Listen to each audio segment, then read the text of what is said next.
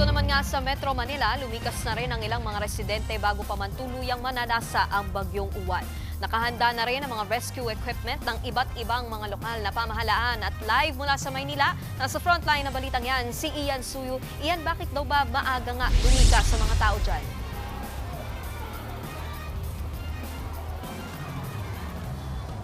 Nikki, ayaw isugal ang kaligtasan. Yan yung common sentiment na sinabi ng mga nakausap natin kanina na mga residente dito na maagang nagsipaglikas tungo dito sa evacuation site sa Maynila. At hindi daw gaya ng mga nagdaang bagyo na nakaharap nila, sanay daw sila na kahit nasa sariling tahanan lang sila, nag-i-stay sila. Pero ngayon daw, hindi nila minamaliit itong lakas ng bagyong Uwan.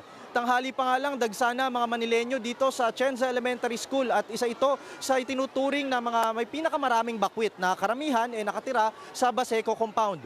Prioridad ngayon yung mga senior citizen, persons with disability at mga nanay na may dalang sanggol. May mga pagkain rin na ipinamahagi rito. Ayon sa MSWD, umabot na sa 150 families ang nandito ngayon. Ipinag-utos na rin ng Manila LGU ang price freeze sa mga pangunahing produkto gaya ng pagkain at tubig. Alinsunod daw ito sa rekomendasyon ng National Disaster Risk Reduction and Management Council. Bukod sa Maynila, nagsilikas na rin ang mga residente sa ilan pang LGU gaya ng Muntinlupa. Kasama riyan ang mga residenteng nakatira sa gilid ng Laguna de Bay. Pinangangambahan doon ang malalakas na daluyong o surge. At bukod dyan, maging sa Marikina, nakahanda na rin ang mga evacuation center. May mga itinayo na rin mga modular tents para sa mga pamilya na nais manatili doon at hiwalay naman din ang tutuluyan ng mga senior citizen. Mahigpit rin ang ginagawang pagbabantay ngayon sa level ng Marikina River dahil kasalukuyan nasa 13 point something na siya ngayon. At bukod dyan, sa Parañaque rin, nakahanda na yung mga rescue equipment ng lokal na pamahalaan para sa posibleng pinsalang idulot nitong bagyong Uwan. Nikki, ngayon nga medyo malakas pa rin yung hangin dito sa labas ng evacuation center, at yung ulan, manaka-naka naman, sabi nga ng mga residente, yung hangin talaga, yung kanilang pinangangambahan, yung hagupit neto. At bukod dyan, sa ngayon nananatili pa rin sa signal number 3 ang buong Metro Manila, kaya mahigpit din natin yung pinapaalala sa ating mga kapatid na mag-ingat po at hanggat maaari, manatili lamang po sa ating mga kabahayan, pati na rin sa mga ligtas na lugar. At yan muna ang latest mula dito sa Maynila. Nikki? Iyan, alam naman natin dito sa Metro Manila, napaka-congested. Diyan ba sa evacuation center, sapat ang kapasidad, pati na rin yung mga pagdating ng relief goods?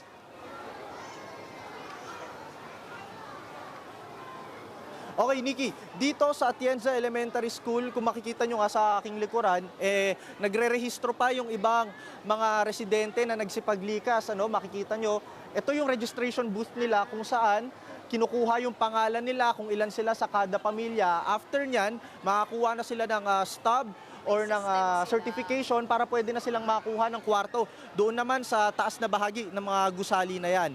And max capacity na tayo dito, hanggang 150 families lang daw talaga yung kaya nilang i-entertain at this point.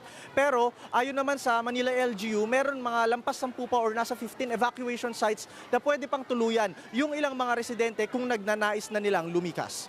Pagdating naman sa pagkain, Nikki, maidagdag ko na lang, kanina may mga nagbigay na, may enough supply naman kanina nung lunchtime and snacks para sa mga residente. Ang hindi lang natin sigurado at tinitiyak pa natin kung meron bang maibibigay for dinner time naman. Kasi marami sa kanila, kanina pa nga naghihintay, yung iba inaantok na at yung iba nga gutom na rin. Yan muna yung latest mula dito sa Manila. Nikki? Pero okay, at least na meron silang parang sistema dyan ng pag-register pa para makakuha ng pagkain to ensure na lahat nga meron. Bukod ba sa Marikina River, ano bang ibang binabantayan dyan na lugar, most especially dyan sa Maynila?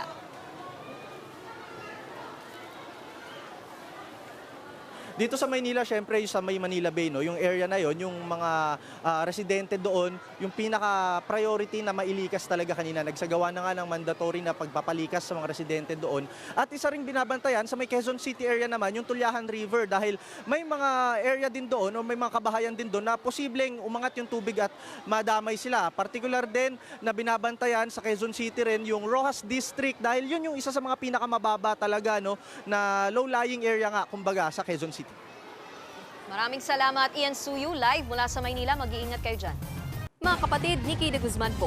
Para sa mga impormasyong dapat ninyong malaman, mag-follow at mag-subscribe na sa social media pages ng News 5.